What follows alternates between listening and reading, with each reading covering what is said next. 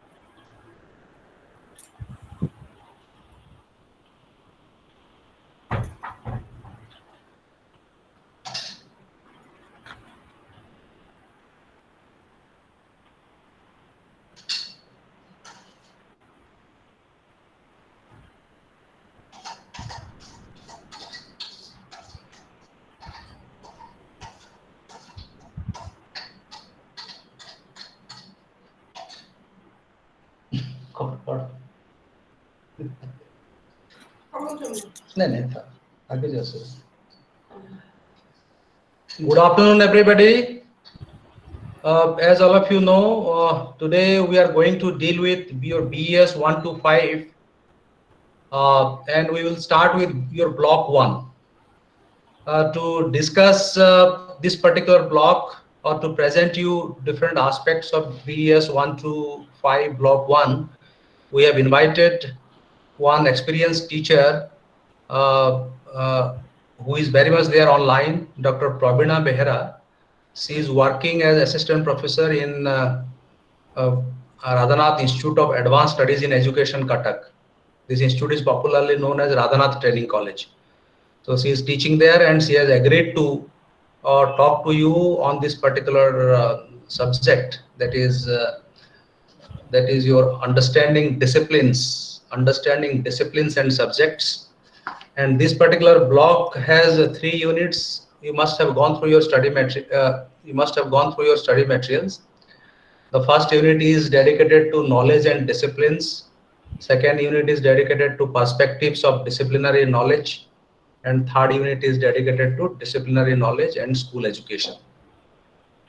Here, a lot of presentation is there regarding knowledge, then interdisciplinary subjects, uh, and so on and so forth. So Dr. Pravina Behra will be dealing with each one of the concepts which are presented in the study material.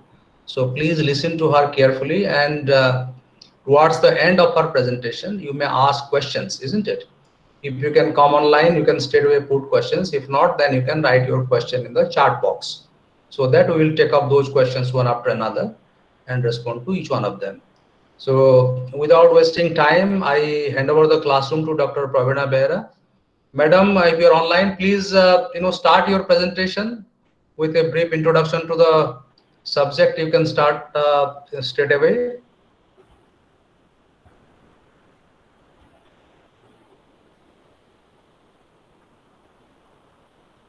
Am I audible to you? Yes, sir. Thank you, sir. Please start your presentation. Okay, sir. Thank you, sir.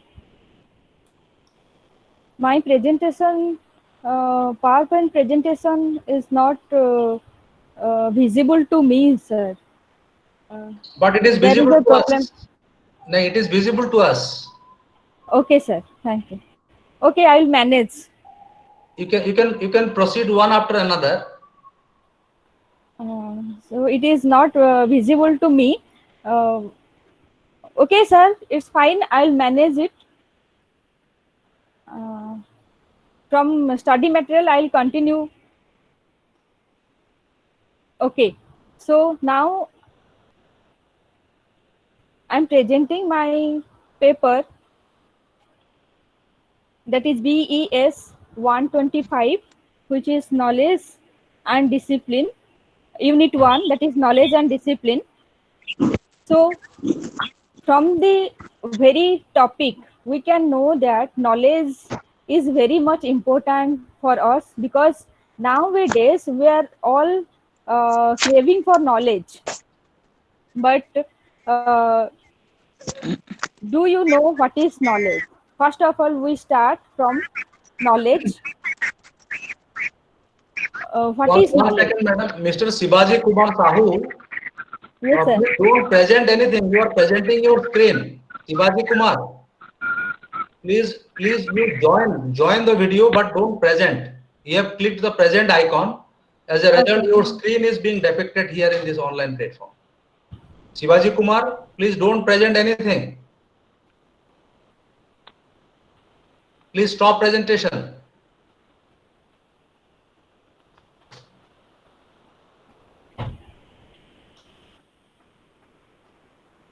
Please go ahead, madam. Now you are visible. Please go ahead. Okay. Okay, sir. Thank you. So from the unit 1, we have knowledge and discipline. So you know that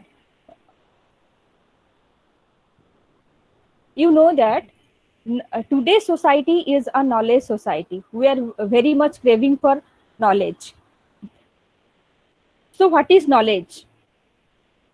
We are confused with information and knowledge. Very most of the time we said that we got information, and I have such type of knowledge. But is knowledge is equal to information? There is a point that knowledge and information is preceded by the term data.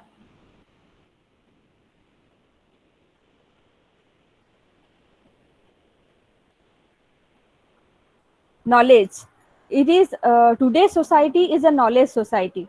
Knowledge is an individual understanding of the subject matter. Knowledge is said that it is the individual understanding of the subject matter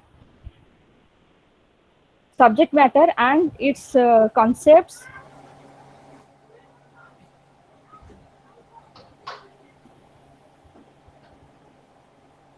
Okay. Concepts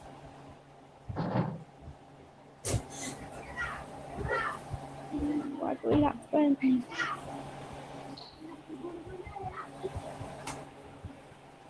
Do you have any problem in your soft copy or hard copy? Do you have hard copy of the material?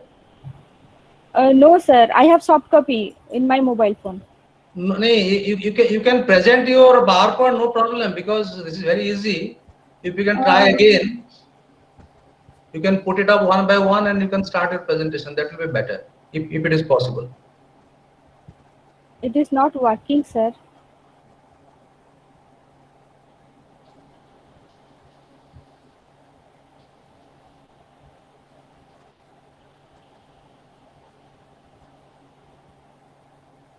First of all, you open the PowerPoint, then in the online classroom, go to present now. So after you click present now, then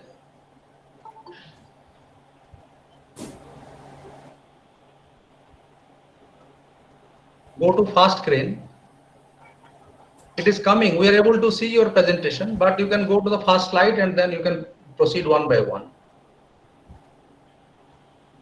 Okay, sir. Just exactly, yes. Yes, sir. Thank you, sir. So knowledge and discipline. In this paper, in this unit 1, we have concept of knowledge, knowledge and information, sources and ways of acquiring knowledge, categorization of knowledge, constitution of disciplinary knowledge, and implication of knowledge for teaching and learning. We are going to discuss this one by one. First of all, we are going to concept of knowledge. You know what is knowledge? Knowledge, it is Excuse me, a madam. okay. Madam, kindly press F5 so that screen will be larger and we also visible. Okay, okay. F5, madam. In function key F5. No, please don't instruct from there. There is another icon here, whole screen. Anyway, you just do it. Yes, sir. Yes, sir. Thank you, sir. Thank you, madam. Thank you, madam. Okay. Now it is visible. Yes. Yes, madam. Thank you. Thank Okay. you. Okay. Knowledge, from the concept of discipline, knowledge,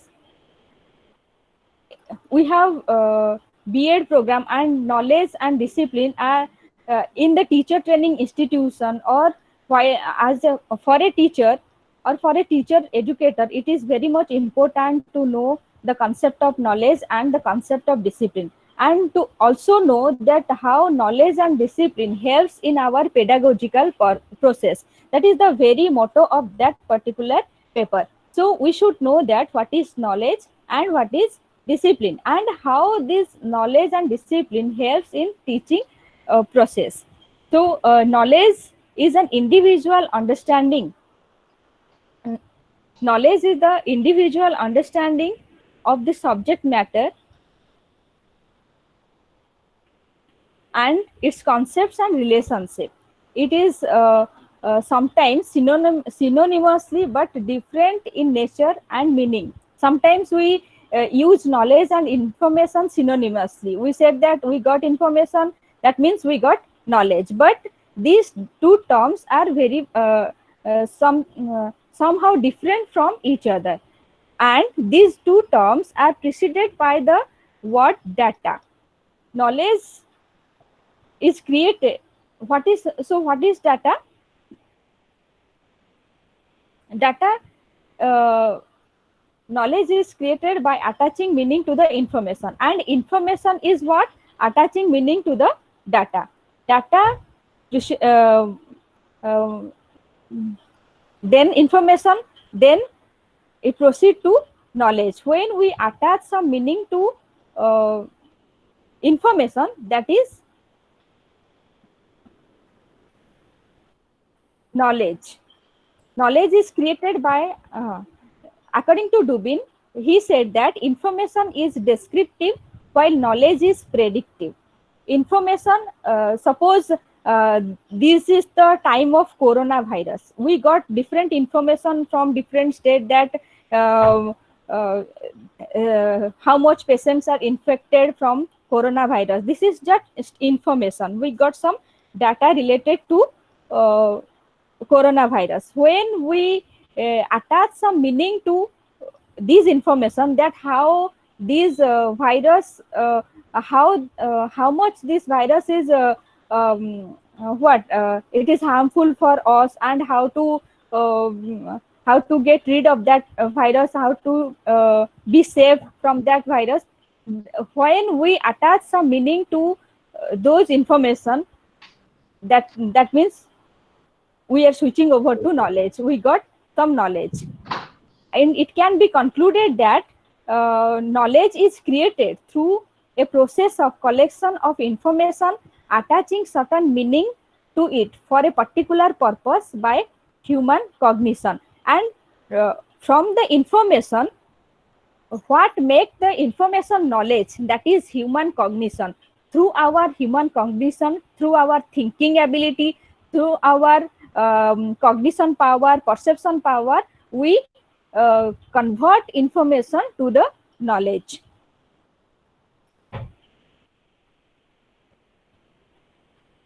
Sources and ways of acquiring knowledge. From which source we acquire knowledge? Knowledge can be acquired through different sources. It may be intuition, maybe authority, it may be from tenacity, from reason or faith. Knowledge through intuition. Intuition, you know the theory of Kohler. From the theory of Kohler, we know that a perception or a thinking which comes all of a sudden to our mind, and it is the truth. From this we can get knowledge. Knowledge through, that is intuition.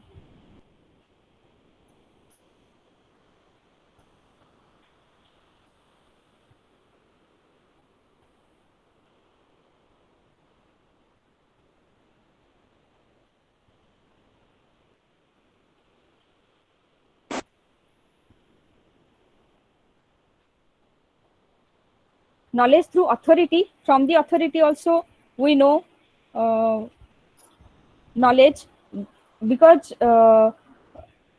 we come through the various person, our parents, our neighbors, our teachers, elders. So from the authority also we can get knowledge. So it is a problem.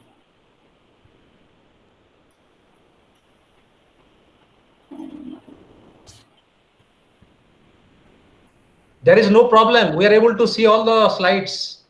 So please Okay, go sir. ahead.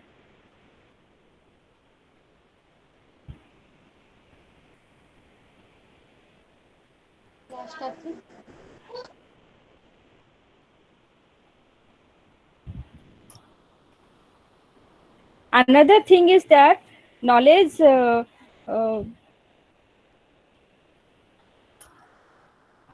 Now you went to the previous slide. So you can go down. Best. Okay. You're going to again the previous slides. You just go next. Next. okay. So we know Next. that okay, sir, there is a point I left. Okay. This is knowledge is a branch of philosophy. We all know that knowledge is a branch of philosophy which is known as epistemology. Epistemology is a branch of philosophy which deals with knowledge. Knowledge is a justified true belief, that it is a kind of belief. We believe that it is true, that is called knowledge. And knowledge is expressed through proposition. And what is proposition? Proposition, it is a meaningful sentence that conveys truth or meaning, that is called proposition. We said that knowledge is expressed through proposition. What is proposition? Proposition, it is a sentence that conveys truth or meaning to a statement. And this knowledge has requirement of knowing, that is objective requirement, that is P must be true, then subjective one, then necessity of evidence or a reason to believe P. There are three divisions of knowledge: priori knowledge, posteriori knowledge, and experienced knowledge. What is priori knowledge?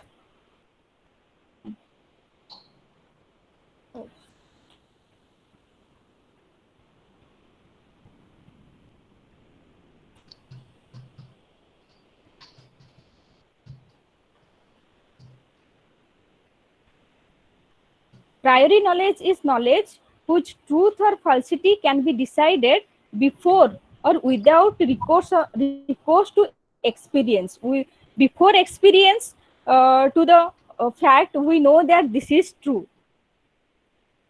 Priori knowledge, its truth or falsity can be decided beforehand. For example, logical or mathematical truth, that is called priori knowledge. When it has universal validity. A priority knowledge has universal validity. Before experiencing the truth, we know that this is a knowledge. This is before experiencing the fact. We know that it is truth. That is, you cannot experience it, but you know that is truth. That it is called a priori knowledge. जो गुड़ाक आमर universal knowledge, universal truth, that these are called priori knowledge. Then posteriori knowledge. What is posteriori knowledge? It is based upon observation. After observation, we know that this fact or this information is knowledge, or this fact is true. That is called posteriori knowledge. After observation and after experience, we validate that this fact is true. This fact or this proposition are called, or this type of knowledge are called a posteriori knowledge. These knowledge are based on scientific method, stressing upon observation. Posteriori knowledge are based on scientific observation and experiment. While priori knowledge are we experience or we know that these facts are truth beforehand, before experiencing, but posteriori knowledge are after observation and after thorough experimentation and after our experience, we know that we justified that this fact is truth, that are called posteriori knowledge. Most of the scientific facts or scientific truths are comes under posteriori knowledge. Then experience knowledge. Experienced knowledge, it is tentative and cannot exist prior to experience. It is tentative. When a researcher said that it is happening, or it is a tentative solution, then that we are formulating in our research problem. After experiencing, we know that this fact is true or false. This is called experience knowledge. It is also emerged from observation. So now the knowledge is, we get data, then then it will become information. Then when we give meaning to information, then it becomes knowledge.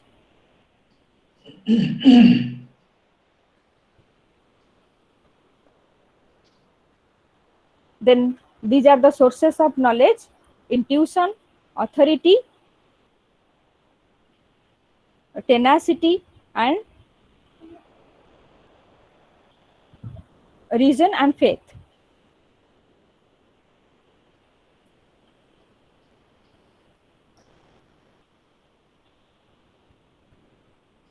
So we know intuition and authority, then knowledge through tenacity. What is tenacity?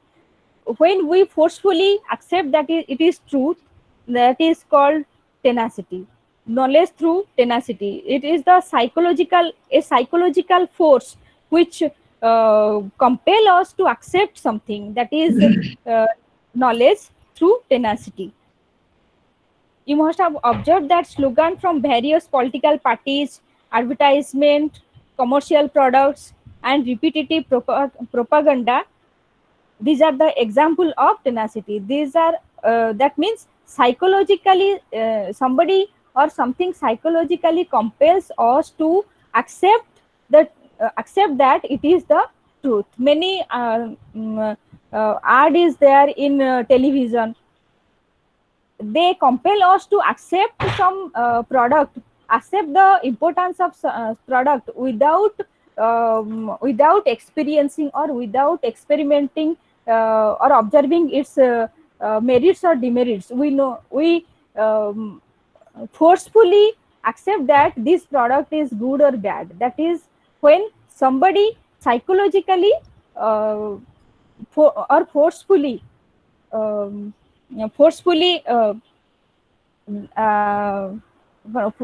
forcefully we accept a particular fact or truth.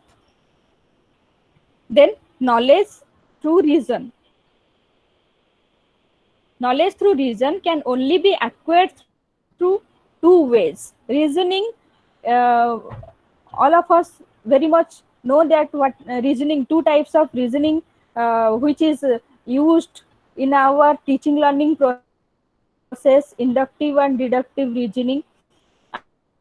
And there are two ways of reasoning, inductive reasoning and deductive reasoning. In both type of reasoning, knowledge is acquired through argument and logic. Here validating the knowledge or validating the fact. That is, from these sources also we acquire knowledge, and knowledge through faith. Knowledge through another point is there, knowledge through empiricism. When we experience or we observe something, sorry, this is not in the presentation. Knowledge through empiricism, the process of acquiring knowledge through observation and experience. When we are saying that empirical knowledge, this the knowledge comes to us from experiencing and observing. That is, from our experience, from our observation, we know that we validate certain things or fact. That is called knowledge through empiricism. Empiricism also one of the source of acquiring knowledge. Then knowledge through revelation. Revelation has the same problem as sometimes some problem as intuition. Uh,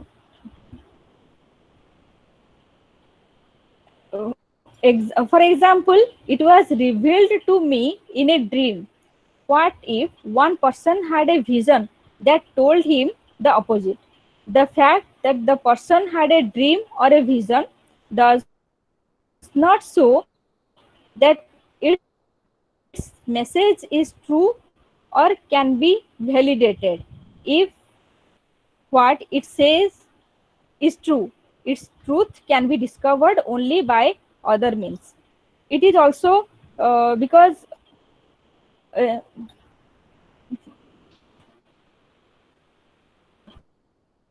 dream, from dream we said that we know like intuition, because through intuition we cannot validate the truth knowledge. Knowledge through faith.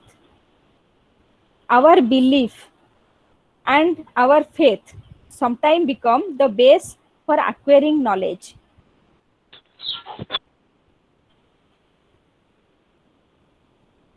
We sometimes we said that I believe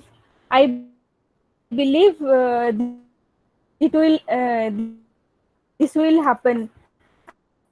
I believe it may work. I know this because this is our faith.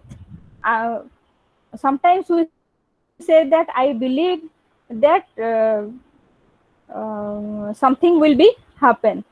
This is our faith. Faith is also by faith also we sometimes we acquire knowledge.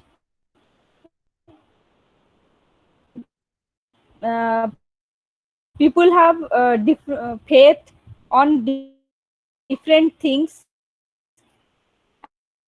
and they claim that these are the truth. We have faith on religion, we have faith on God, and some people said that what we believe, what we faith, these are truth for us.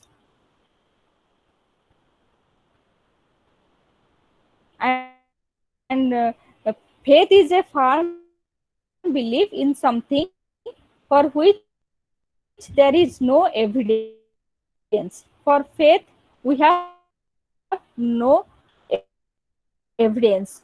We cannot see God, but we believe in God.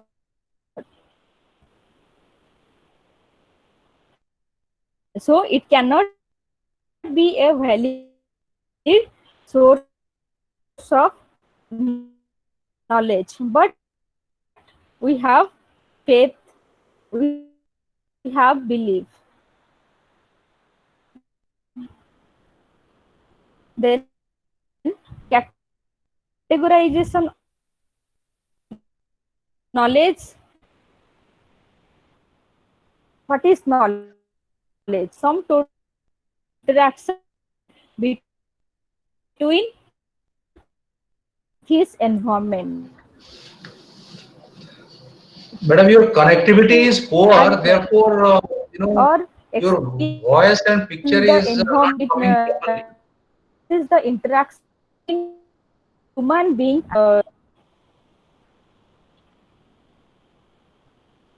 classification procedural knowledge, direct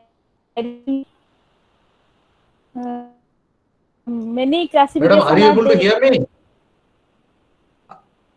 grouped in one Madam, are you able to category. hear me? Different approaches are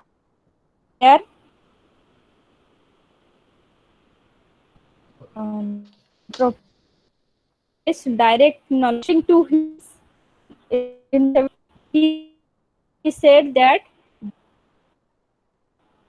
Madam, are you able to hear me?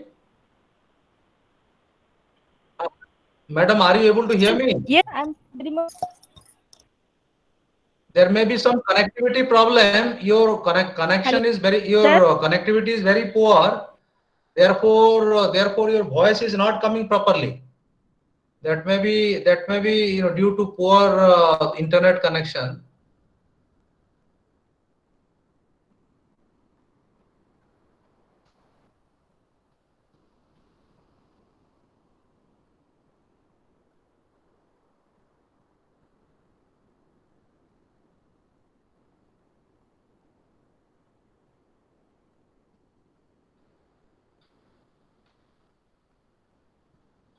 Okay, dear students, let us wait for some time because there was some connection problem. Therefore, the voice was not coming properly.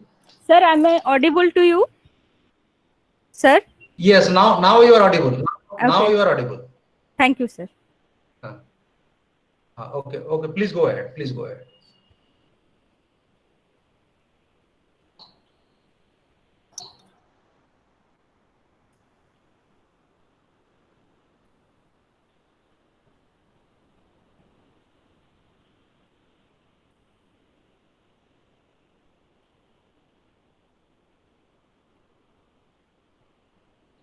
Categorization. We are continuing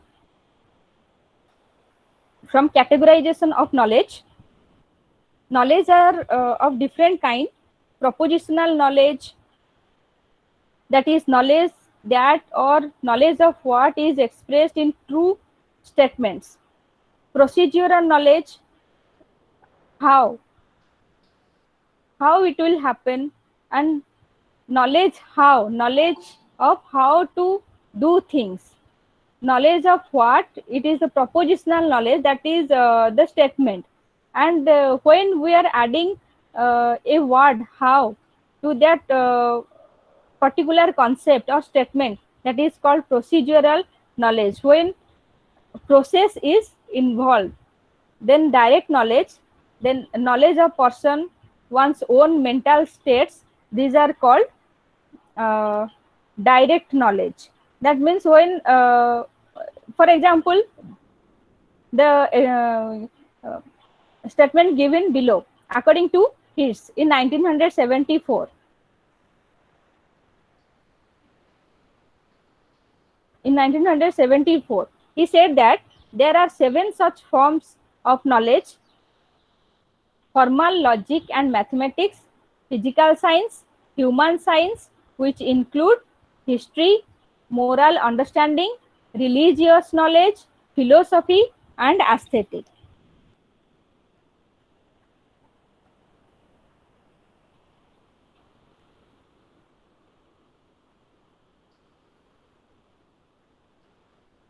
These are the categorization of knowledge.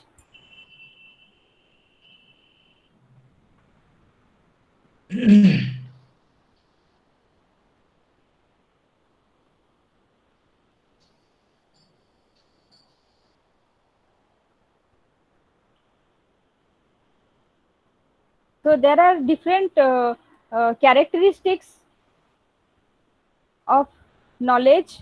It involves certain central concepts that are peculiar to form. There are different types of concepts that characterize different forms of knowledge. Second, they have distinctive logical structure.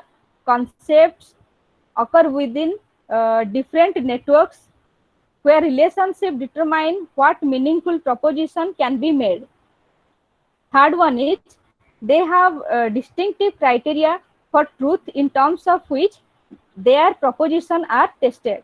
Fourth one is they have developed particular techniques and skills for production of true proposition. Next, we should discuss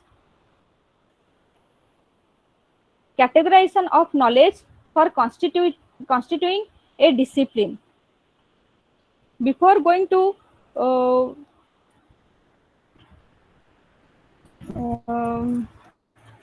discuss knowledge, categorization of knowledge for a constituting a discipline, we must know that what is a discipline. Discipline, it is a very important term because and we should know that the meaning of discipline. So discipline comes from two Latin words, discipulus, that is pupil, and disciplina, that is teaching. Discipulus, that is pupil, and disciplina, that is teaching. Discipline comes from two Latin terms, disciplina and discipulus, and these are two noun terms. Discipulus means pupil and disciplina means teaching, and it has also some other meaning. When in Gurukul ashram we said that disciple of guru, that means students. Then discipline is also known as training, submission to an authority, self-controlled behavior. It is discipline also regarded as a training. We also sometimes we said that self-discipline. That means training to our mind or control of our mind. These are called academic discipline. Also, discipline has another meaning. It also called as academic discipline. It is specific and rigorous discourse or analysis of different ideas. Then it is discipline, also known as training of one's own thought. Discipline is also known as training of one's own thought. According to Michael Foucault in 1991, he said that discipline as a violent political force and practice that is brought to bear on individual for producing docile bodies and mind. In different ways, it is discipline is used in different forms. It is it means pupils, it means students, it means teaching. Then it is the academic discipline, and self-discipline. We all know that training to our own training to our own thought. So here we have a slide on categorization of knowledge for constituting a discipline. What knowledge, what type of knowledge or category of knowledge constitute a particular discipline? Categorization of knowledge and its process. If process are these, then it constitute a uh, discipline of science or mathematics or social science or humanity. What is the process? The process determine the constitution of discipline. So if the process is observation, inquiry, experimentation, scientific discovery, scientific exploration, scientific innovation, personal experience, intuition, empiricism, rationalization, if these are the process, then it constitute the broad discipline like science. When we're talking about problem solving, analytical and synthetic thinking, logical reasoning, inductive and deductive thinking, etc., these categorization of knowledge constitute the discipline of mathematics. When we are talking about observation, social inquiry, historical discovery, social exploration, social innovation, narratives, socio-personal experiences, this constitute the discipline of social science. And when the categories of knowledge and the process is thinking, creating, narrating, appreciating, reflecting, realizing, then it constitutes a discipline, that is humanity. These are the categorization of knowledge and its process, and it constitutes the science, discipline of science, mathematics, social science, and humanities.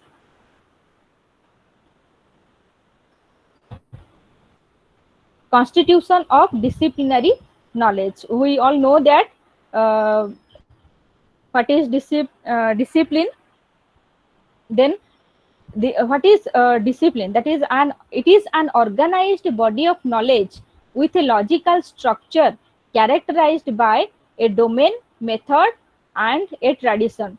A category of knowledge or a body of knowledge which constitute or which has the characteristics of a domain of knowledge, a broad domain of knowledge, then it has a particular methods and it has a tradition, it has a history, then we can call it a discipline. We cannot tell all body of knowledge is a discipline, but a domain of knowledge or a broad domain of knowledge which has a method, tradition, and a possibility of research, we can call it a discipline. So these are the characteristics of discipline. You can see in the screen that every discipline has a history.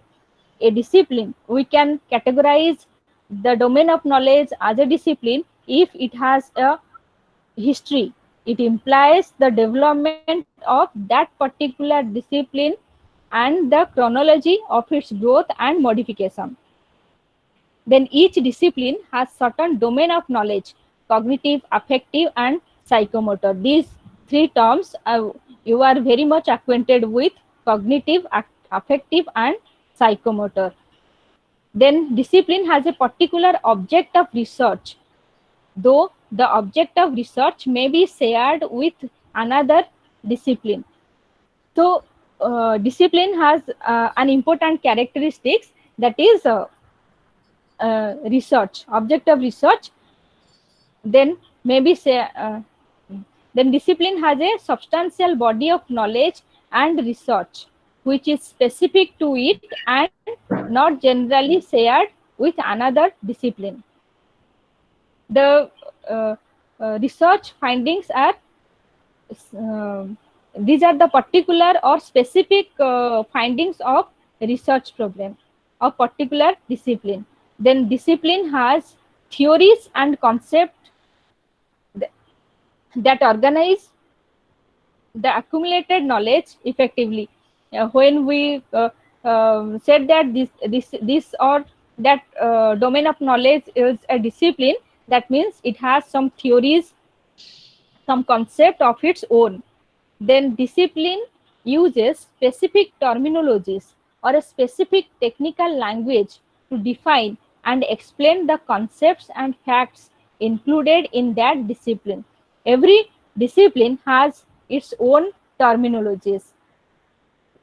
Science, humanities, social science, all discipline has its own terms, own specific terms and technical languages. Education as a discipline also uh, we have different terminologies such as pedagogy, teacher, student. These are the specific terminologies for a particular discipline. So every discipline has uh, their specific terms and specific technical languages.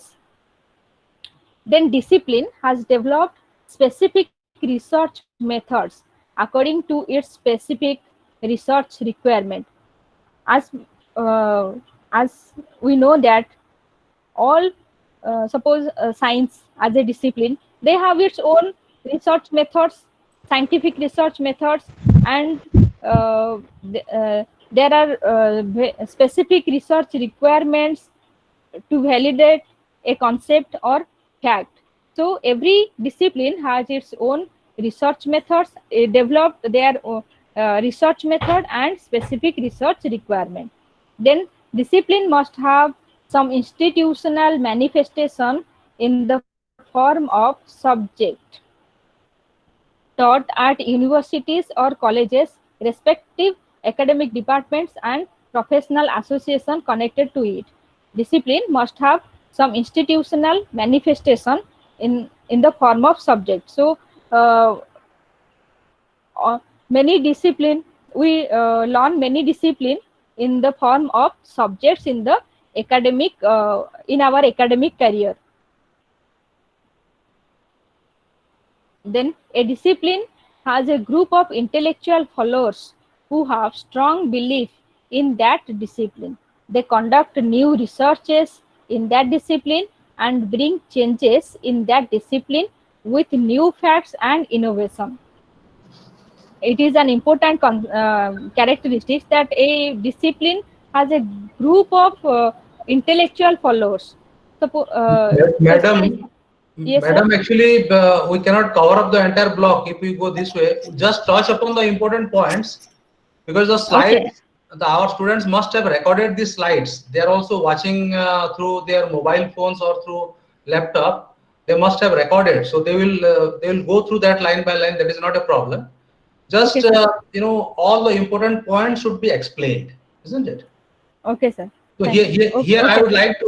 like to tell the students in a very nutshell. You see, discipline is as you have rightly said, it is the organized body of knowledge. For Yes, example, sir. history is a discipline, political science is a discipline, physics is a discipline. These are all basic disciplines. Yes, When sir. we are talking of applied disciplines, for example, mathematics is the basic discipline. When you talk of Yeah. applied mathematics, that is applied discipline. Huh. Within the discipline, there are many sub-disciplines. For example, in biology, or sorry, for example, in chemistry, there is biochemistry, analytical chemistry, or something like Yes, that. sir. Yes. Then in physics, astrophysics, biophysics, so many things are there. So these are Yes, all sir. top disciplines. And there are interdiscipline and multidiscipline. There are many interdisciplinary subjects and there are many multidisciplinary subjects. Multidisciplinary subject. Our education, for example, those who are students of B.Ed, so teacher training or education, for that matter, generally speaking, is an interdisciplinary subject. That means there is Yeah. intervention of so many other subjects in the discipline of education. For example, there is history of education, economics of education, advanced Yes, sir. statistics, isn't it?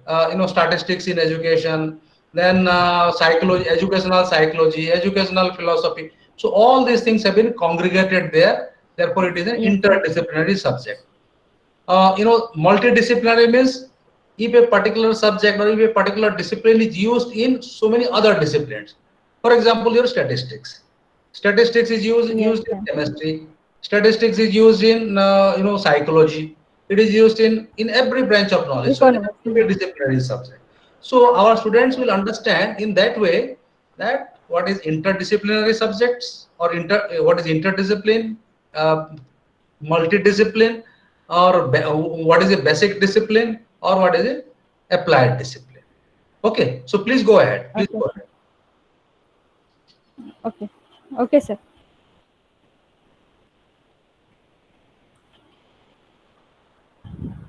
So here after the characteristics of after knowing the characteristics of discipline, we should know what constitute a discipline. That means uh, constituents of discipline. It is a substantial body of knowledge. It is research based. From the characteristics, we also we should know that it has philosophical, historical, and political base or perspective. It has a domain of knowledge. It include uh, domain, method, and history, and involve group of creative people. And from the forms of discipline, we know that basic discipline, applied discipline, multidisciplinary, and interdisciplinary areas. These are the forms of discipline. Basic discipline are very distinctive and unique in nature. Thus, discipline are these are distinctive disciplines. These are called basic discipline, such as mathematics.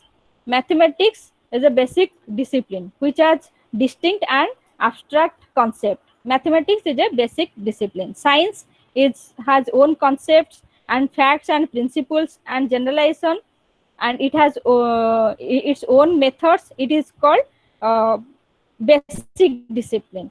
So that like physics, chemistry, biology, these are the basic discipline.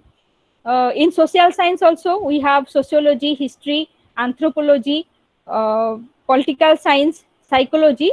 These are uh, basic discipline. Then applied discipline. Applied discipline, for example, biotechnology, applied physics, applied geography, bioengineering. These are applied discipline because we applied uh, the knowledge of basic discipline in this concept. When the knowledge of basic disciplines are used in a particular subject, that is applied discipline.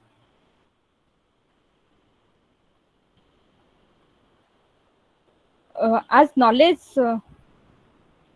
and then multidisciplinary and interdisciplinary, as sir said that multidisciplinary when a subject is used in different discipline, such as statistics or statistics is a multidisciplinary subject. And interdisciplinary when we study different discipline in one subject, that is called interdisciplinary. For example, our education. Then implication of knowledge for teaching and learning. This is the most important concept, that is implication of knowledge for teaching and learning. What knowledge we get through different discipline, how it will help us as a teacher in our teaching learning process. So it helps a teacher how to choose appropriate content. Then students are able to construct knowledge through the knowledge. uh, it helps to know learning about learning. That means it develops our metacognitive ability, that is thinking about thinking, knowing about knowing.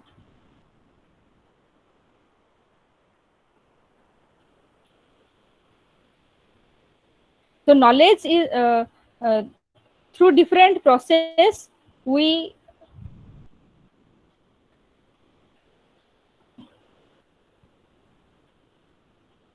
through different process of discipline, we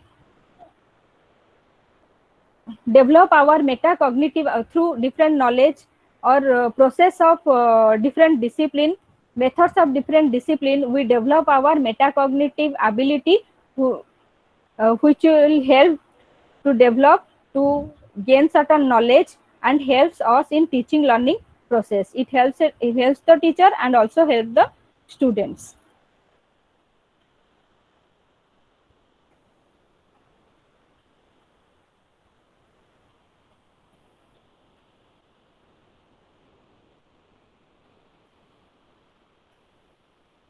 Then Unit 2. From Unit 2, we'll discuss perspective of disciplinary knowledge.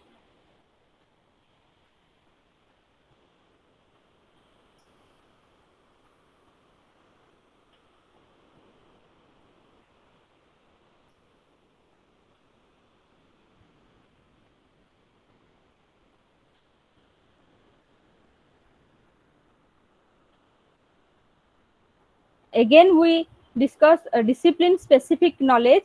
It is a set of understanding that are more than broad knowledge of a field. Rather, it is a sort of knowledge that is specific to the discipline or profession. Discipline specific knowledge, the key, again, these are the key features of the discipline. Here you see that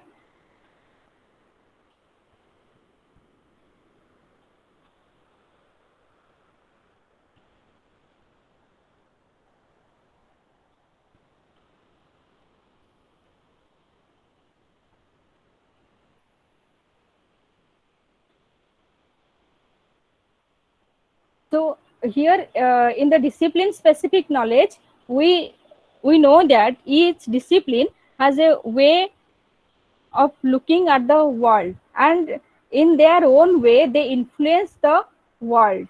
Discipline, here some points are there which tells about the features of the discipline. Then we'll discuss evolution and framing of disciplines, how disciplines evolves, because we should know that we are discussing that every discipline has its own history. So in this unit, we'll discuss evolution and framing of discipline.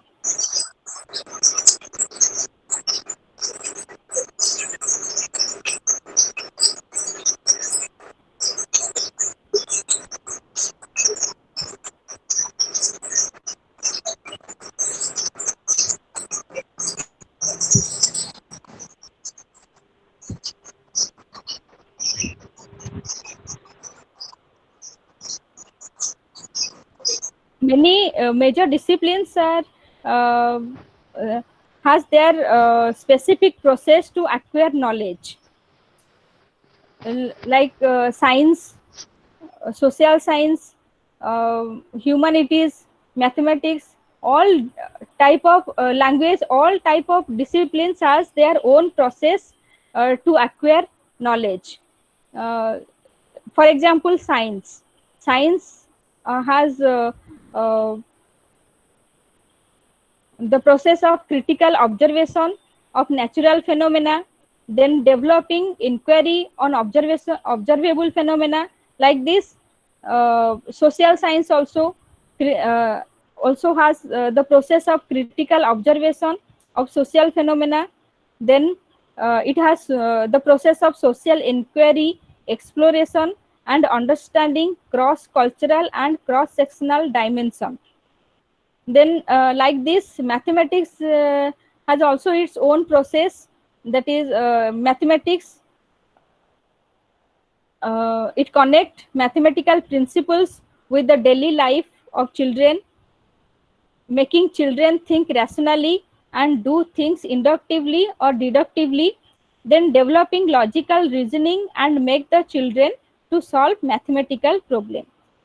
Language also has its own process of acquiring knowledge, that is making the children communicate themselves in different situations, then developing the skills of listening, speaking, reading and writing, then understanding and reflecting on literature, appreciating literature, and engaging in creative writing, literature.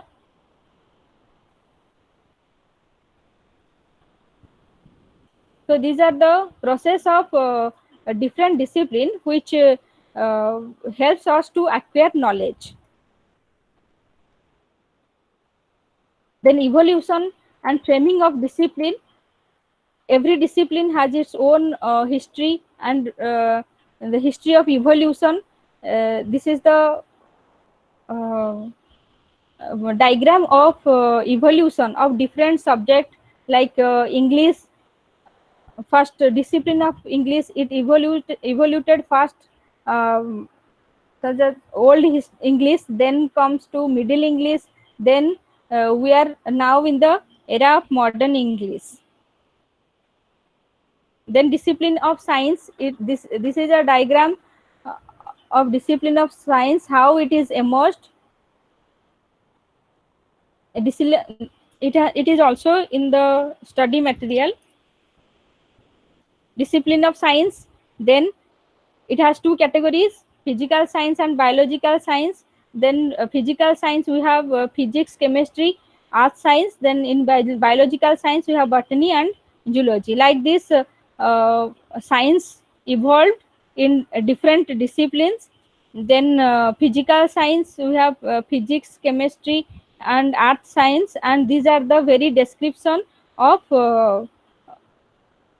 evolution of discipline of physical science in the diagram. Then also we have biological science. It has two major discipline, botany and zoology, and these are the other applied branches of um, applied discipline of botany and zoology. Likewise, mathematics. Under evolution of mathematics,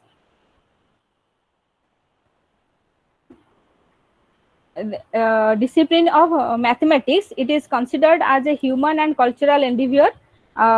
According to Panda in 2006, six operations which people engage in their daily life: counting, measuring, designing, locating, playing and explaining.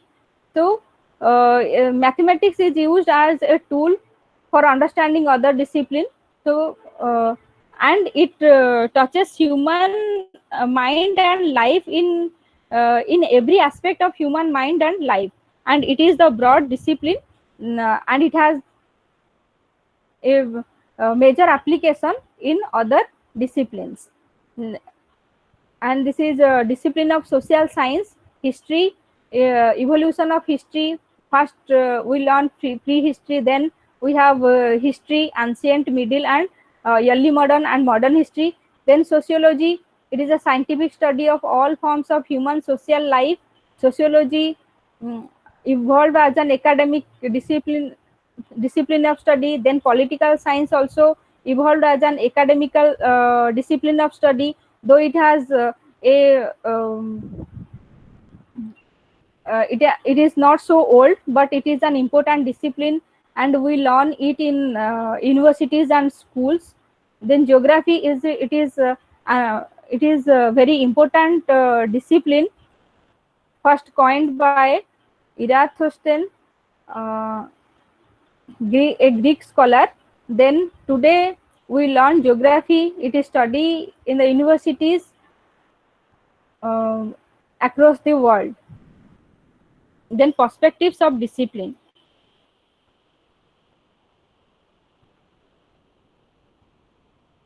Perspective of discipline. Every discipline has its own perspective. First, philosophical perspective. It is very much important because philosophy is known as the mother of all discipline.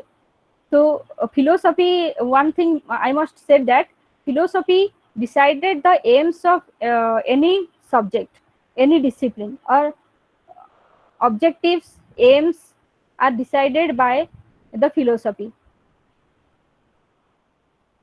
And every discipline has its own philosophy. We know that philosophy of history, philosophy of geography, philosophy of education. So every discipline has its own philosophy. For example, philosophy of science explains the type of knowledge. It deals with the process involved in acquiring those knowledge. Science deals with empiricism, logical positivism, observation, the process of inquiry, experimentation to validate the empirical findings. Like social science, it involves process like social observation, understanding interpersonal relationship, critical analyzing. So every discipline has its own philosophy, their own objectives, their own process, their own methodology. So different discipline has its own process of acquiring knowledge. So, and every discipline has socio-political and cultural perspective.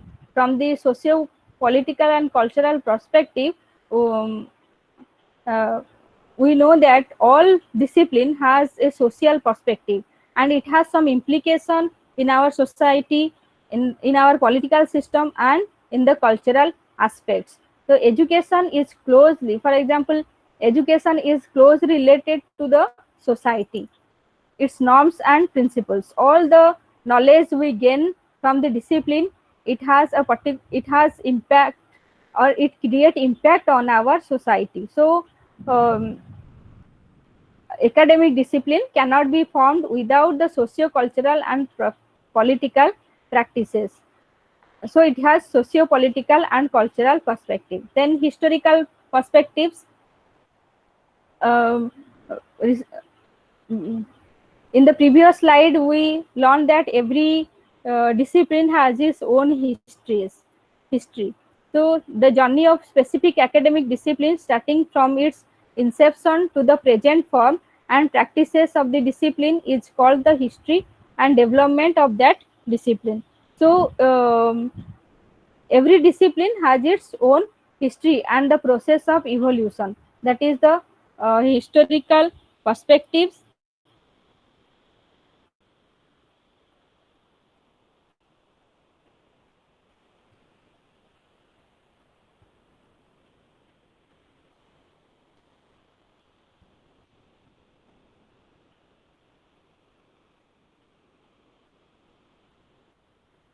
Then interrelationship between uh,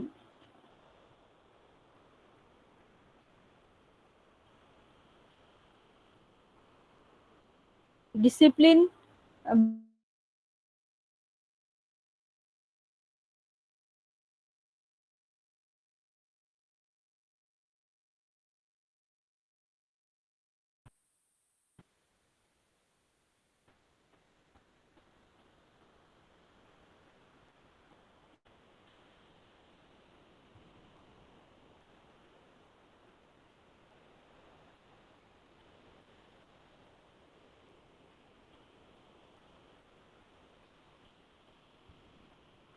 so as a student of B.Ed program, we should know that every discipline has some relationship with one another.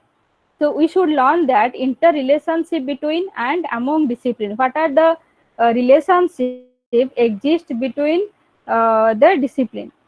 Because as a teacher, it is important that when we are teaching in the classroom,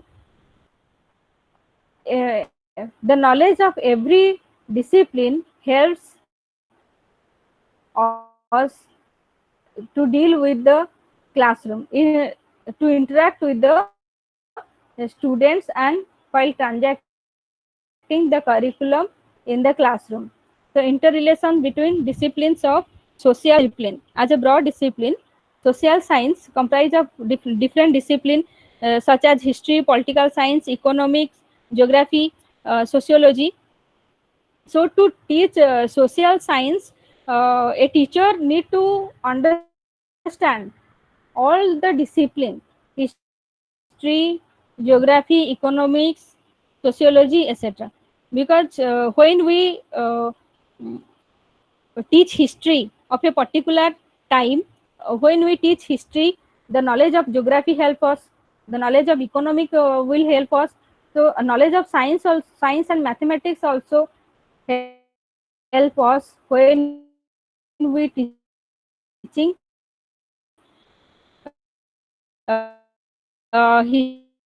history.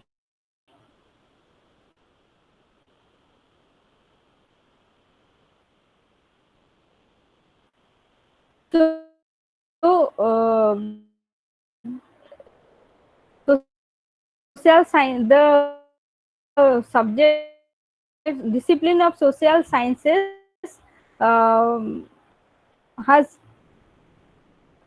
relationship, and the knowledge of all discipline helps us in the teaching learning process.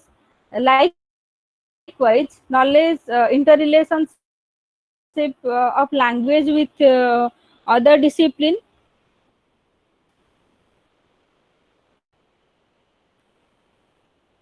Language.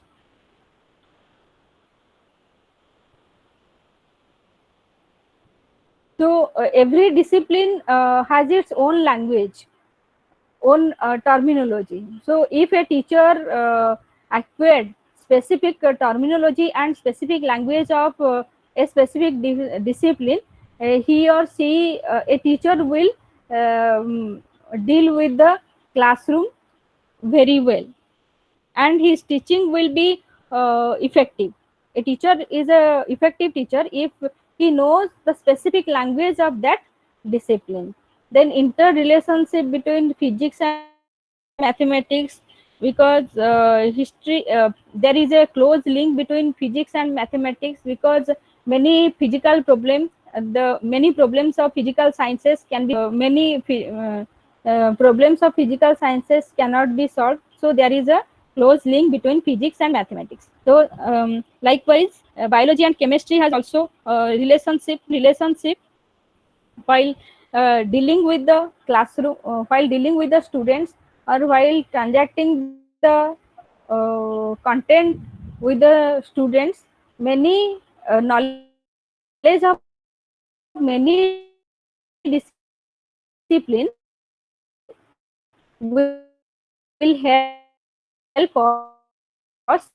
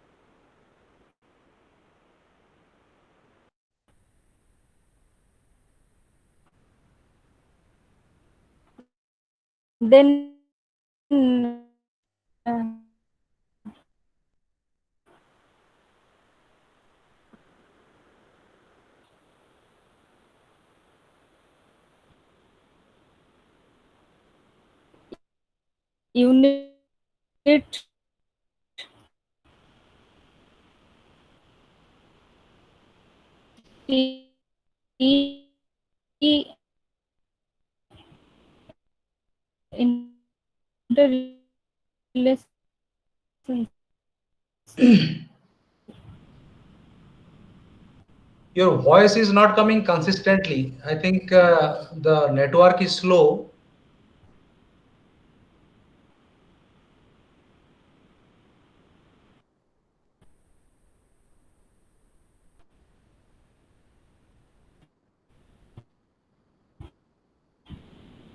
Madam, your picture is freezed. Your picture is freezed and voice is also not coming.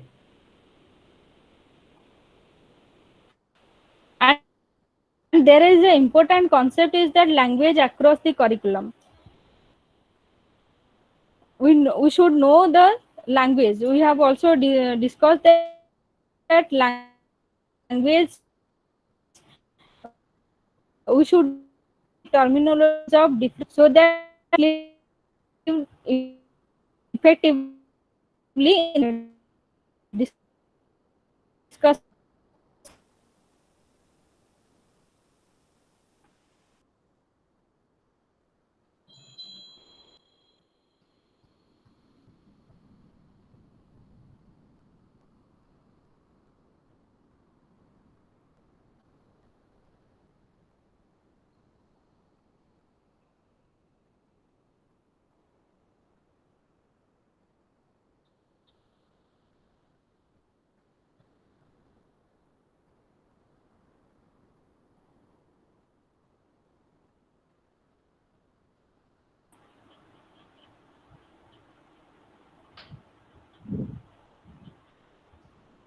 Am I audible to you, Yes, sir? yes.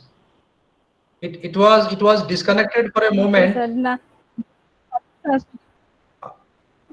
Yes, sir. Sir, this unit 3 is not in the slide. So Doesn't I'm matter. Doesn't presenting matter. the You PDF. just touch upon the important aspects of the block, isn't it? So Okay, block one I'll will cover touch it upon the up remaining aspects. with the PDF. Okay, sir.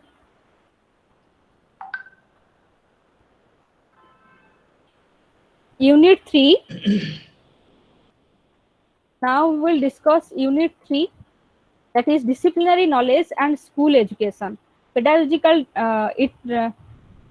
pedagogic. First of all, we discuss pedagogical demands of disciplinary knowledge.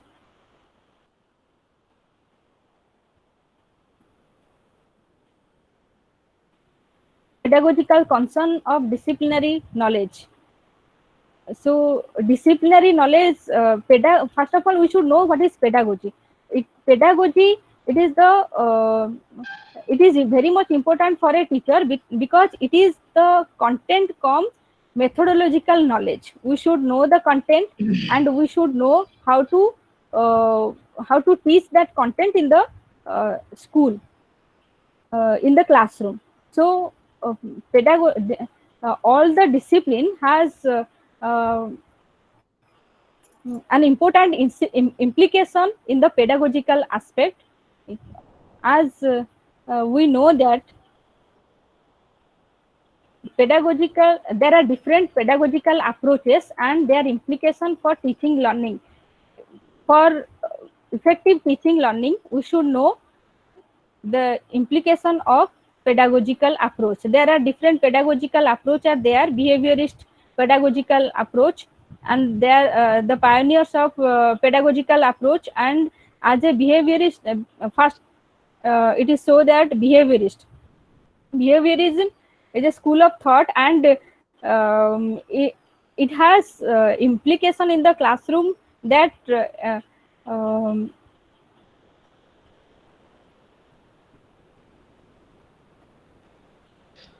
Let me make it clear to the students that pedagogy is nothing but a science of teaching.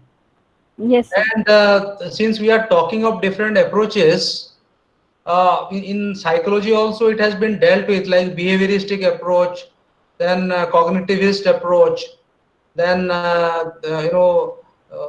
other two three approaches, isn't it? Yes, sir. So Social constructivist approach is there. social and constructivist approach. So all these things are there. So all these things are there in a tabular form. So students can go through them and understand. I think there should not be any problem in understanding. In a tabular form, all these points have been put up there in a bulleted points. In a bulleted points, everything has been put up. Okay, Yes, please go ahead. No problem. Please go ahead. Just touch upon the main yes. main things. Okay. So we have a pedagogical approach, like behaviorist approach, cognitive approach, or early constructivist approach, social constructivist approach. So these pedagogical approach has their own pioneers and their own thinkers, and they experimented a lot on the pedagogy, on different aspects of learning and teaching, and they develop, and their the findings of different theories are applied in the field of education. So like behaviorist approach, we use stimulus response connection, we use reinforcement skill, or provision of reinforcement. So these are all used in the classroom situation to make our teaching learning process effective. So like cognitive or early constructivist, then Piaget is there, Adler is there, Alpert is there, Bandura is there. So these thinkers, or these educationists or psychologists, or the pioneer of pedagogical approach, they emphasize on our cognitive process and cognitive process, and they said about the mediation of mind. So they develop their unique teaching learning tools for the children, and they suggest different and these are the implication of these approaches in the teaching learning process, like social constructivism. The pioneers are Dewey, Piaget, Brunner and Lev Vygotsky. They said that social atmosphere or group learning is important for the learner than individual learning. Therefore, now we are switching over to collaborative learning or cooperative learning. So, and uh, uh, it is important that we should emphasize on group learning. Our NCF 2005 also give emphasis on collaborative approach. So these are the disciplinary knowledge and pedagogical approach in school subject. Here there is a this is a table that school subject we have social science and what disciplinary knowledge we gain in the social science and what pedagogical approaches we can follow to deal with deal with this type of knowledge, how to learn effectively with this pedagogical approach. For example, reflective, observing, then case analysis, field visit, classroom debate, discussion, peer interaction, group interaction, portfolio, maintaining portfolio and rubrics. These are the important pedagogical approach or teaching approach to gain disciplinary knowledge, such as science. For example, science has different disciplinary knowledge, and these are the scientific these are the pedagogical approach. By using those pedagogical approach we can deal with the knowledge: scientific inquiry, observation, experiment, scientific engagement in scientific discourse analysis. And while dealing with language we have all these disciplinary knowledge, and these are the uh, pedagogical approaches: communicative approach, narrative approach, storytelling approach. By using those method and approaches we can deal effectively or teach effectively in the classroom the language. Then pedagogical concern of disciplinary knowledge at different stages of school education. We have different stages school education: elementary, secondary, higher secondary. So in the elementary level we have language, social science, science, mathematics. These are different school subject in elementary level, and to deal and to teach these subject we may use these pedagogical approach, like interactive approach, uh, interactive, participatory, collaborative method, narrative method. These are the different approaches, pedagogical teaching approaches to teach language. Concept map, use of concept mapping, brainstorming. These are the important term used for used in teaching language. In social science also we can use these pedagogical approaches such as dialogue, debate, discussion, discovery, project, problem solving. Most of the time we use project method. Then we may use audiovisual material, different teaching learning material for better interaction. uh, Observation, classification, field visit is also important. um, Interactive, participatory and collaborative method.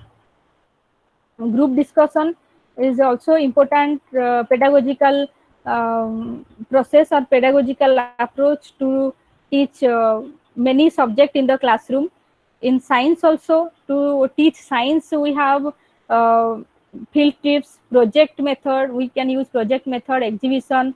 We can conduct activities, experiments, observation, surveys, science exhibition. Use of concept map also. Here also we can use concept map. Concept map is the diagrammatical presentation of concept. then diagrammatical presentation of important concept, then peer group learning, then math. To teach mathematics we may use inductive deductive method, problem solving method, analysis synthesis method. These three methods are very widely used in the teaching learning of mathematics subject. Then use of concept map also here. uh, it is a concept map, it is a very good approach to teach in the classroom. This is a it regulate our thinking process, and if we understand well, then we can make a very good concept map. Then interactive, collaborative and participatory method is also used to teach mathematics in the classroom in primary level. Then secondary level also we have language, social science, science and mathematics.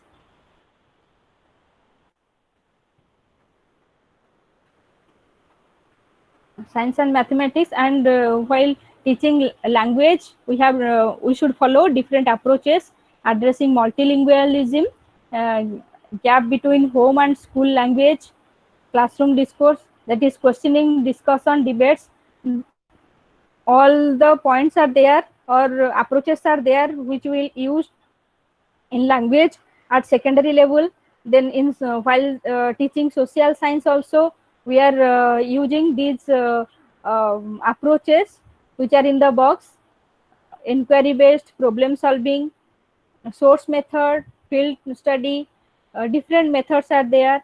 Visit to historical places, uh, exhibition, project work, group discussion are also helpful in teaching social science. Then in teaching science also we use different approaches also in the box here. Use of science process skill, understanding science and society, inquiry, problem based learning, then experimentation, scientific discovery, etc. All the approaches we can use for teaching science in the classroom. Then mathematics, for teaching mathematics, mathematical modeling, data analysis, interpretation, content analysis in mathematics, all problem solving, inductive, deductive, analysis, synthesis, project method, demonstration, mathematical activities, all the approaches are there for teaching mathematics subject.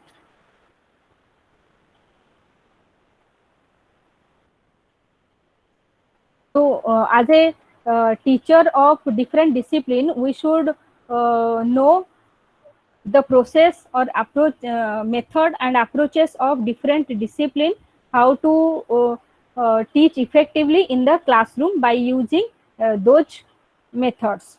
Here then we have uh, a point that classifying and accommodating specific areas of knowledge. We have different areas of knowledge that are not under any they are not treated as discipline, irrespective of language, social science, science, mathematics. We have different areas of knowledge such as art and craft education, work education, peace education, life skill education, sports and physical education, value education. It cannot be incorporated in school education as a separate subject, but these are important areas of knowledge. These are called extra curricular or co-curricular activities. They are specific areas of knowledge. We have co-disciplinary areas of knowledge such as language, social science, science and mathematics. These are regarded as the discipline subject, and other subject, other specific areas. We have core areas and other specific areas which is known as core curriculum, or sorry, co-curricular co-curricular areas or extra curricular areas.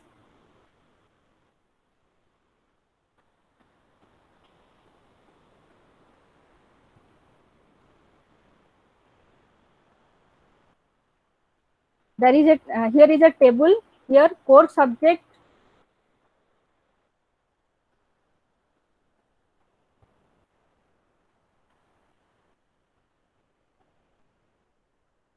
core subjects in the school curriculum. In the elementary level, we have language, social science, science, mathematics. These are the core curriculum, core subject. At the secondary level also, we have language, social science, science and mathematics. The senior secondary stage also, we have history, geography, economics, political science. All the subjects are disciplines. Those who are categorized as discipline, they are termed as core curriculum. But there are other subjects, specific areas. Those are not in the core areas, core subject, but they are important. They are also important for us, and we learn it side by side with the learning of discipline or core curriculum, such as art and craft, work education, peace education, life skill education, value education, health and physical education. These are specific areas of knowledge which are also important in teaching learning process, and also while uh, assessing the students behavior. You know that continuous comprehensive assessment, we are also emphasizing these specific areas of knowledge. We also assess these specific areas of knowledge because these are also important for the human development. Then how to implement these specific areas of knowledge in the teaching learning process.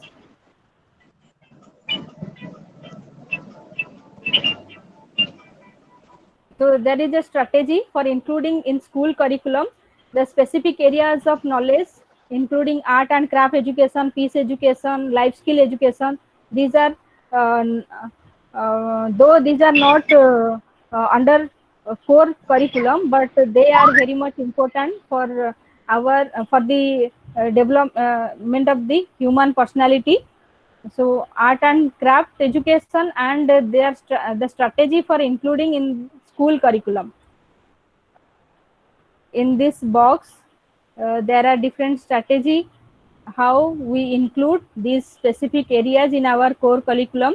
Art and craft education may be taught as a compulsory subject in every school up to class 10, like music, dance, visual art, theater, and work education. Because art and craft education, uh, there are different implication of art and craft education.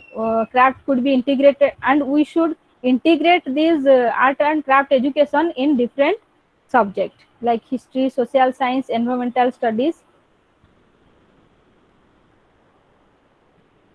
And then work education, integrating various forms of work activities in the curriculum,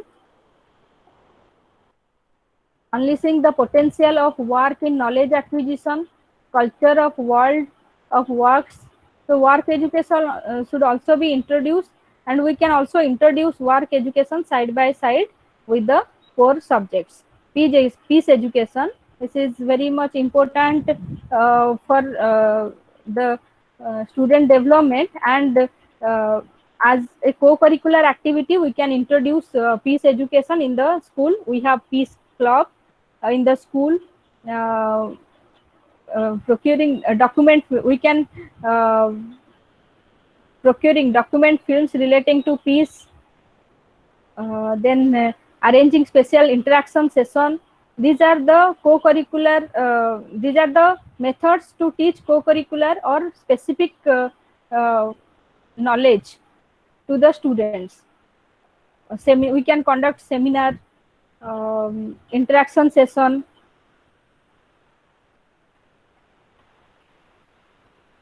There are various methods to promote peace, and we can also use in the uh,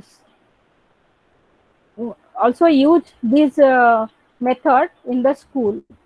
Yoga, health and physical education, this particular knowledge is very much important in nowadays. So these are also these yoga, health and physical education. We can also implement these concepts in the school curriculum, though it is not included in core subject, but curricular subject, but from uh, extracurricular subject we can teach the students about yoga, health and physical education. Teacher, there are different points are there. Then that how it says that the process of implementation, or uh, how to implement these specific areas of knowledge in the school curriculum. It can be introduced in the core subject also, like in social science, environmental studies, science subject. This can be taught to the students, and it can be taught. Different techniques are there, different techniques of teaching, questioning, storytelling. By these technique also we can teach yoga, health and physical education. Different practical session we can organize. Physical education camp also we can organize to teach or implement these uh, specific knowledge.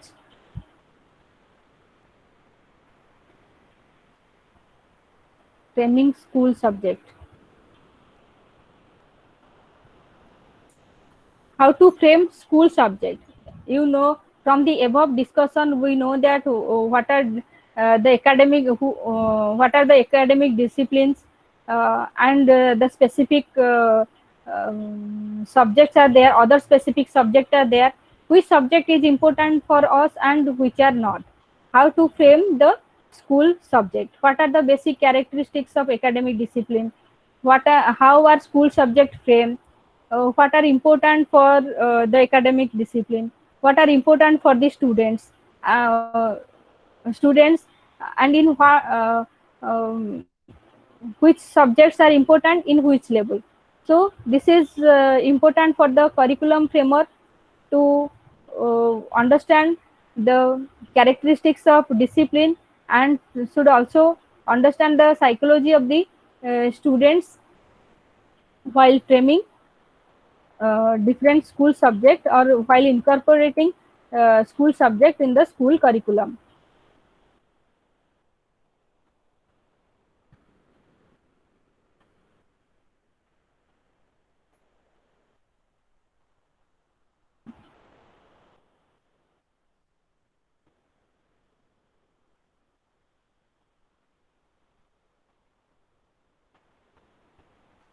We can explain a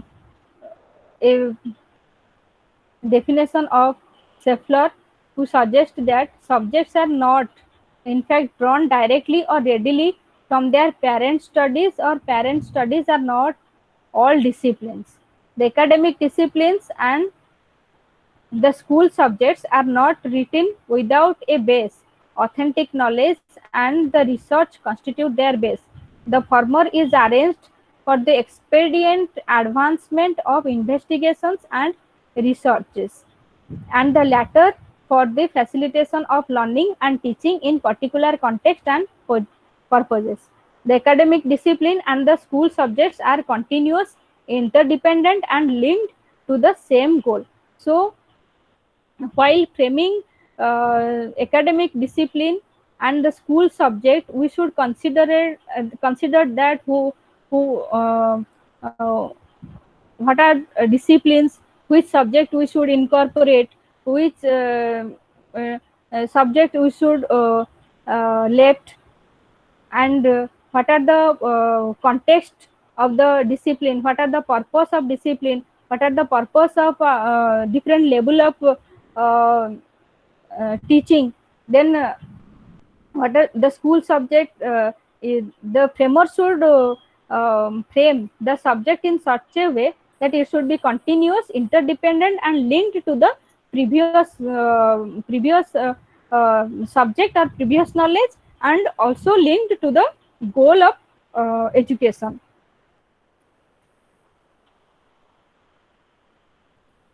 Then framing school subject, scholastic and pedagogical consideration.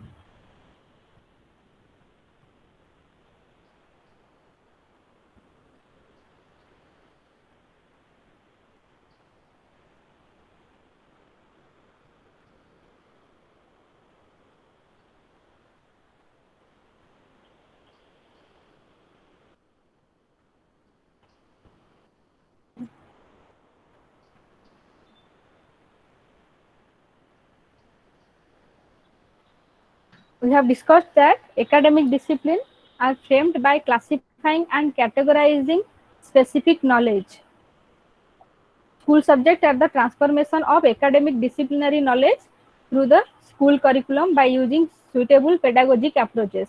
Various uh, school subjects are there, which are we have also discussed the school subject and their pedagogical approaches. And here we should know that there are three levels of curriculum, that is institutional, programmatic, and classroom. Institute Three levels of curriculum are there. While framing curriculum, we should consider that there are three levels of curriculum: institutional, programmatic, and classroom. Institutional level curriculum emphasizes interfaces between the school, culture, and society. Pragmatic curriculum is the transformation of institutional curriculum into school subject programs and courses. And classroom curriculum, it is categorized by cluster of events jointly developed by teachers and students for the purpose of particular classroom.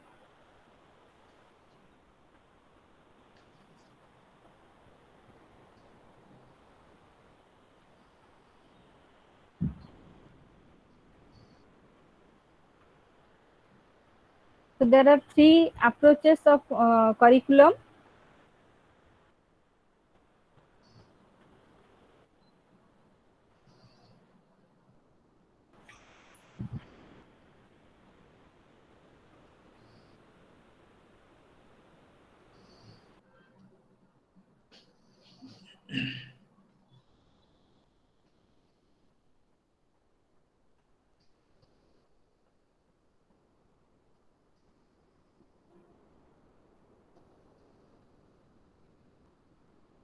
I think the connectivity is lost.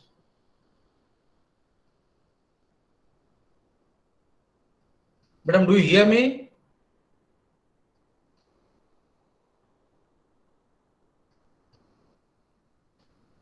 The connectivity is lost.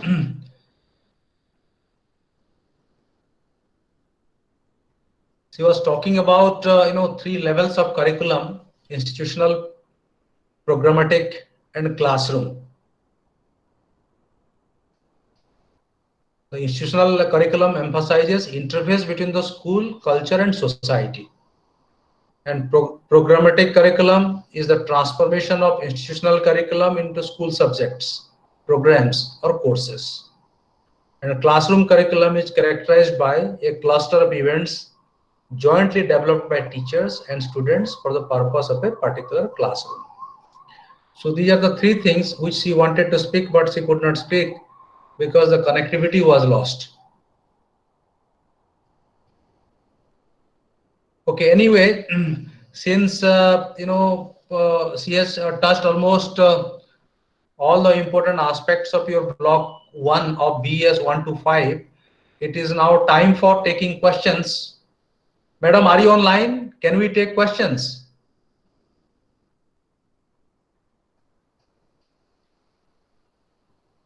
Dr. Behra, are you online?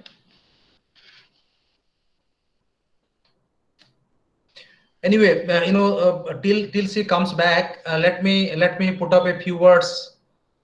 Dr. Behra, are you online? Your microphone is up. Dr. Pravina Behra, your microphone is off. Please switch on your micro. Yes, now it is all right. Yes, sir. I think you have touched almost all Yes, sir. aspects of your block 1. Just I was talking to the students that those three approaches that you wanted to speak, that is institutional, programmatic, and classroom. These three levels. I have already told Yes, them, sir. but Three now levels. now we can take questions from the students. It is already 350, Okay, sir. 352 in fact. So if there is any question in the chat box, let us go through the questions, or else the students will ask questions directly. Can you answer what is intuition? Intuition, we have discussed that intuition is what comes to our mind at a flash. Exactly, exactly. Intuition is Yes, at yes. a Dear student, uh, all of a sudden when we get an idea that yes, it is, that is intuition.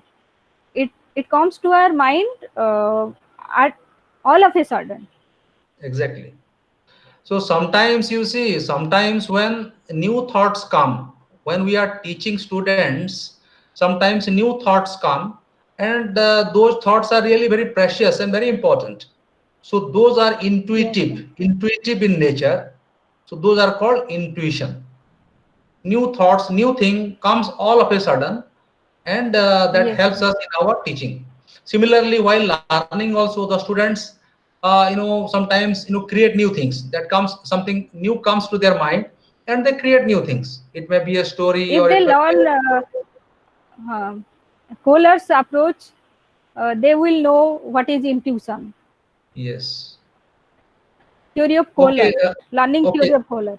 Yes. Since there is no other question, let me touch upon some of the important points of today's discussion regarding knowledge and disciplines. So our students must agree with me that Hmm. knowledge is very vast. The horizon of knowledge is unending. You see, whatever we see in front of us, it may be living being, or it may be inanimate being. So all those things have full of knowledge, isn't it? The only thing is that we have to adopt a different approach to acquire knowledge from all those animate or inanimate objects that we see in front of us. So it is just like a well, isn't it? It is just like a well. Just draw the knowledge as you draw water from the well, and it will never be fall short of knowledge. So entire world is full of knowledge, and as a student, every teacher is also a learner. Yes, Every teacher is learning till the end of their life. So as a learner, you must have to hanker after knowledge and go on updating yourself, isn't it? You should go on updating yes, sir. yourself so that something new comes and you can discharge your duties as a teacher satisfactorily, and you can groom your learners to the best possible manner. And you see, friends, normally knowledge has three dimensions. We all know dissemination of acquired knowledge, whatever knowledge you have acquired through our experiences or through learning or through various sources, it must be disseminated. Otherwise, it will start, what should I say? It will become rotten. If the knowledge is not shared, if the knowledge is not disseminated, it will start stinking, isn't it? Stinking means not physical stinking. That means it will not, something new will not come out, isn't it? So you must have to disseminate knowledge. You must have to create new knowledge, creation of new knowledge. It is not that you should be satisfied with what you have acquired through your experiences. You should always try to find out something more out of what you have already acquired, isn't it? Out of that, or making whatever you have acquired as the base, you should try to create new knowledge. And then extension of available knowledge. You must have to extend the knowledge. So these are three important dimensions every teacher and every learner must have to strive for. Then only, the process of acquisition of knowledge will be complete, because it is an unending process. It is a never ending process, isn't it? And you see, madam has already said, all informations are not knowledge. We get, in our day-to-day life, or starting from our birth till today, we have gathered a whole lot of information, but all those informations are not knowledge. There may be something negative, there may be something positive, there may be something else superfluous, isn't it? So we have to find out what is the real knowledge. That means real knowledge is based on truth. Real knowledge is based on Based truth, on truth. and it is an established fact, isn't it? So we should try to stick to that kind of knowledge, which will definitely help us in grooming ourselves or in developing ourselves internally and externally. So that should be the motto of everyone. And you see, madam was also talking to you about discipline. You see, there are various disciplines of knowledge, various disciplines, and there are various soft disciplines, multidiscipline, interdisciplinary subjects, multidisciplinary subjects we have already discussed. And you see, every disciplines are interrelated. Interdiscipline. For example, within the discipline also, there is relationship between subjects. For example, social science is a discipline. So there is intense relationship between history, political science, sociology, then other subjects which are coming under social sciences. So all these disciplines are interrelated. We cannot think of physics without mathematics. We cannot think of physics without mathematics, or we cannot think of, what should I say, chemistry without, all the chemical, compositions. So everything is interrelated, and we must have to draw the relationship of different disciplines in order to get the knowledge, in a wider perspective. So that should be also our approach as a teacher. And you see, here three, four important points have been spoken by Madam Behra, like peace education, work education, art and craft education, life skill education, etc. You see, our curriculum framers, or the experts, those who frame the curriculum for different levels, they frame the curriculum keeping in view the learning needs of learners of a particular age group. For example, primary, 6 to 14 years, isn't it? So they frame the curriculum keeping in view the needs of the learners. But then there are many things which we must have to think about. For example, Mahatma Gandhi. Mahatma Gandhi had said that education is the all-round drawing out of the best in child and man, body, mind, and spirit. Isn't it? All-round development. How all-round development will take place? If you only provide the curriculum, or if you only teach as per the curriculum, then it will be lopsided development. If at all development will take place in your children, that will be imbalanced development or lopsided development.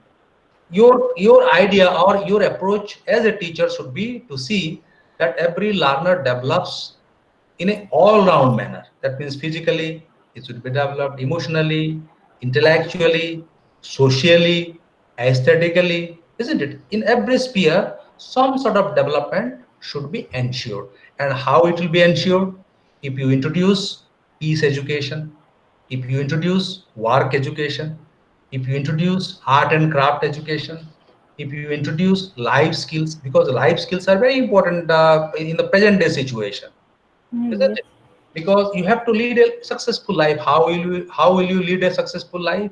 You have to imbibe, or you have to master the life skills, certain life skills, isn't it? How to talk, how to behave, isn't it? How to deal with people of different sectors, isn't it? So all these things relate to your life skills.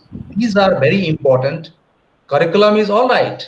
We must have to stick to the curriculum as a teacher, but then at the same time, we must have to see that the focus should be to specific areas of knowledge, specific areas of knowledge like peace education, work education, art and craft education, and life skill education. It's very important, and today's block is really very, very important. Important in the sense that almost every aspect has been touched. Every aspect has been touched. And friends, I have already told you that a person, not told you in this particular platform, but everybody knows. And Einstein has also said that a person who doesn't wonder is just like a snuffed out candle. That means our windows of learning. Which are the windows of learning? Our eye is one of the windows of learning. Our ears are another windows of learning. Our mouth is the third windows of learning. Our sense of smell, our nose is the fourth. So like that, all the five sense organs are considered as five different windows of learning. And we must have to keep all these windows of learning open in order to master so many things that is available in the environment. Because learning is not limited to only classroom. Learning is immense, and learning can take place even outside the classroom, and that will happen only if we keep all these windows of learning open. And we should also allow, or we should also create conditions so that our learners will also keep their eyes and ears open for different things that is happening around them. Therefore, Einstein has rightly said that a person is a snuffed out candle if he doesn't wonder. Wonder means you have to put a question in everything that is happening in front of you. Some questioning ability, some thought. If it is happening, why it is happening, isn't it? Who knew that you see, plenty of examples are there. Newton, for example, when the apple was falling from the tree, he was wondering, he wondered why it is falling down, why it is not going up. That is the point of wonder, isn't it? So these kind of wondering must take place in the minds of every children or every teacher. Then only some sort of learning will take place, and knowledge will come inside you, isn't it? So knowledge is immense, knowledge is precious. You see, if knowledge is not associated with the degree will be having absolutely no value. If your B.Ed qualification or B.Ed degree is not mingled with talent or quality, then this B.Ed degree is of absolutely no value. So please, as a teacher, please see that you are developed and you are allowing others to also develop. Only self-development is not sufficient. Self-development is only not sufficient. You have to see that people around you are also developed in whatever way it is possible. So that should be our spirit, and that is the essence of this particular block, which was presented today by Dr. Behra. Okay, so this is all I wanted to speak in this particular platform. Now it is time for question. If there is any other question, please put up in your chat box, or else you can put the question straight away. What is the meaning of tentative solution and pedagogical constitution? Tentative solutions and pedagogical constitution.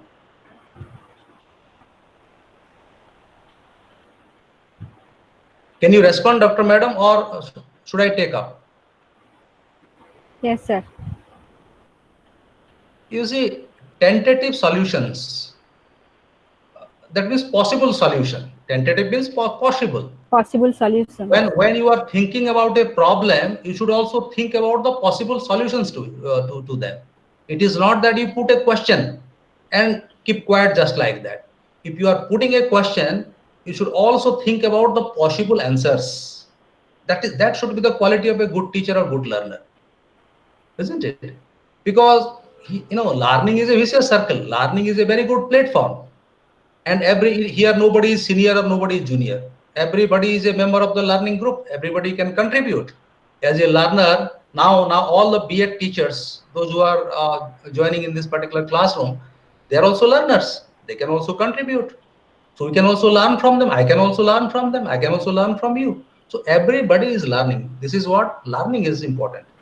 And you see, therefore, every person should always think about the possible or tentative solutions to whatever problems which are coming in his or her way. Okay. Pedagogical constitution means constitution of different facts and principles which are involved in pedagogy. What is pedagogy? Pedagogy is the science of teaching, isn't it? Pedagogical constitution, the process, isn't it? The process of teaching and learning, the process of approaching a particular question. It should be understood in that particular perspective. Gauri Shankar, did you get the point? Gauri Shankar, this was your question.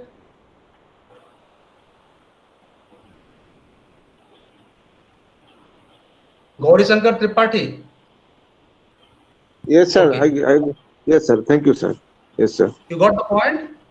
Yes, sir. Yes, sir. Okay, okay, thank you. There is another question by Ajay Kumar Mahapatra. Madam Behera, there is a question by Ajay Kumar Mahapatra. She is asking, what is tenacity? Tenacity. I have also discussed that when a psychology we forcefully accept this is a psychological force. When we accept a particular truth by force, that is called tenacity.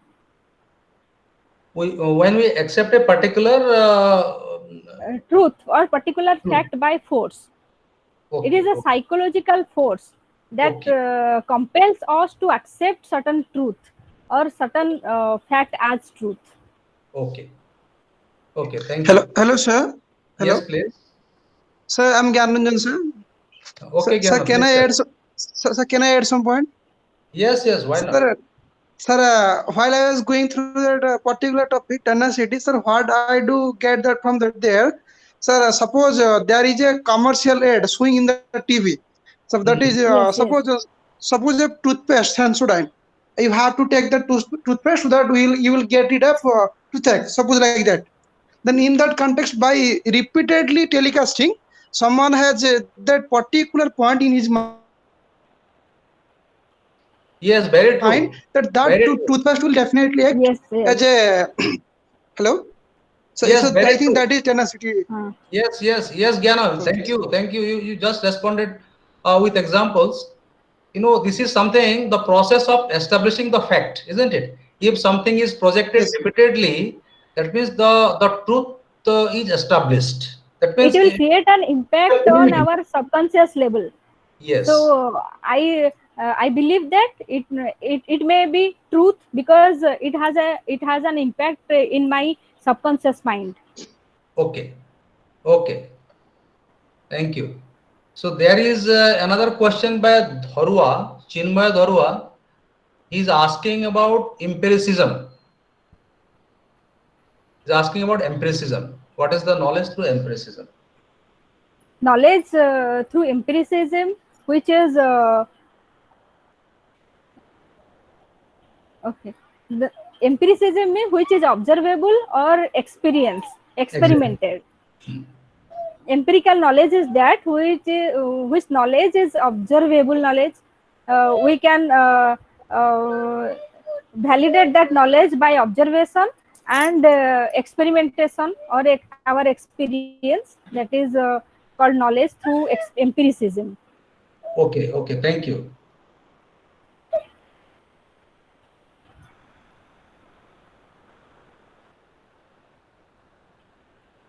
Then Sudarshan Behra is asking how many disciplines are there, how it is appropriate for teaching learning process. How many disciplines are there, how it is appropriate for you see, this is a general type of question. discipline. There are number of disciplines, innumerable disciplines. Okay. Whatever disciplines we are talking of today in this platform, they are only handful. There are many other disciplines. There are many other disciplines, which are still there and which can be related to what you are teaching in the school, because there is relationship among all the disciplines, isn't it? You cannot say that physics has absolutely no relation with social science. It has relation. We may not be able to find it out immediately, but if you try to intensely think or give an intense thought, you will definitely able to draw the difference or the relationship. Okay, so there are number of disciplines how it is appropriate for teaching learning process. You see, in your case, the question is something different. In your case, you are teaching a particular discipline. If you are a history teacher, you are teaching only history. You are supposed to teach history. But at the same time, you should have some knowledge about other social sciences, because other social sciences have got relationship. Okay, so whatever disciplines with whom there is relationship, those things should only be taught in the school, isn't it? Suppose if you start teaching astrophysics in the primary level, what kind of relationship is, students will not be able to understand anything. So disciplines which are prescribed in the curriculum are supposed to be taught at a particular level. Sudarshan, am I clear, or you want to add something to it? Sudarshan Behra?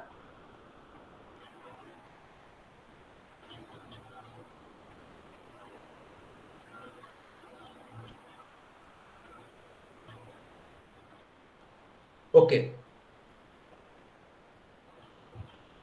So in the process of teaching learning, we may need the knowledge of every discipline.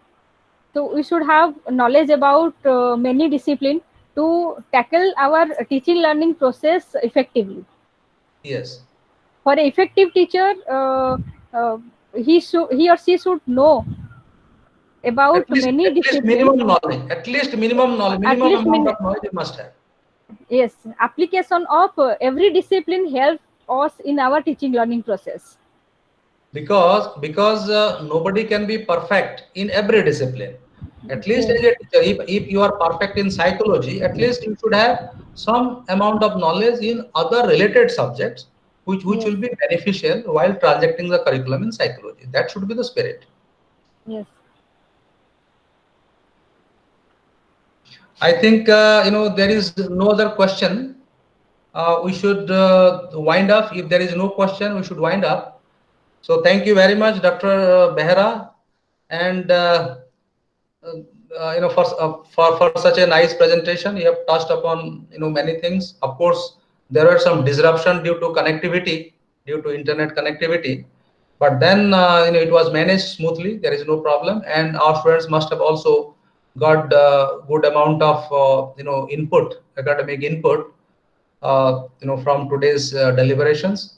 So tomorrow exactly 2 p.m. we shall be having block 2. Today we just dealt with block 1, and tomorrow we shall be dealing with block 2. Okay, madam, if possible, you can come with the printed copy, so that you can talk to the students on the main issues, because every issue we cannot touch. Time is limited, only 2 hours time, so we cannot touch every issue which is presented there, which are presented there. So we can touch upon the important issue and clarify the doubts of the students. Madam, are you online? Ravina madam, are you online?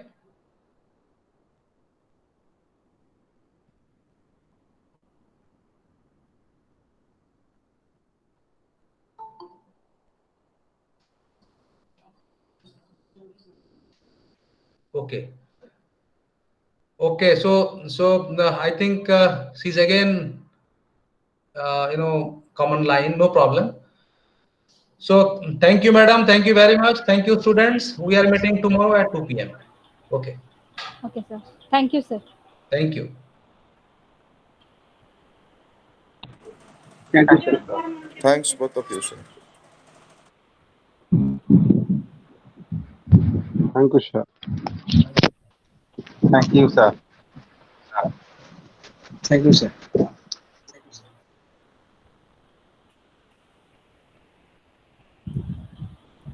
Thank you, Sharon ma'am. Thank you. Thank you, everybody.